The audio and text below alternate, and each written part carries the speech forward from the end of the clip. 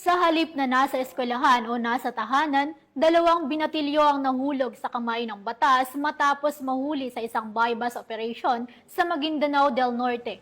Ang balita mula kay Patroluman, Judian Alibo. Arestado ang dalawang lalaki matapos mahulihan ng mga ilegal na droga sa isinagawang buy-bust operation ng Maguindanao del Norte PNP sa sitio Santillano, Barangay Macabizo, Sultan Mastura, Maguindanao del Norte. Nito lamang ikaunang araw ng Hulyo taong kasalukuyan. Kinilala ng mga otoridad ang mga sospek na sina alias Faide at alias Mar, 19 anyos, at pawang residente ng naturang lugar.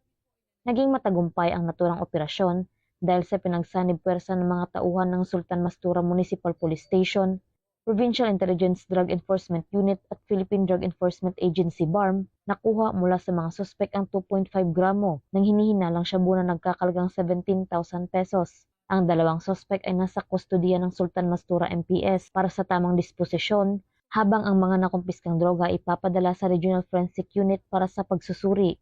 Kasong paglabag sa Republic Act 9165 o Comprehensive Dangerous Drugs Act of 2002 ang ihahanda laban sa mga sospek. Ang Maguindanao del Norte PPO sa pagkikipagtulungan ng iba't ibang unit ng pulisya ay nananatiling nakantabay upang masigurong ligtas at maayos ang pamumuhay ng mga mamamayan laban sa banta ng iligal na droga. Mula rito sa Riyon ng Bangsamoro, ako ang inyong PNN correspondent, Patrolwoman Judian Alibo, alagad ng batas, taga-taguyod ng Balitang Pulis.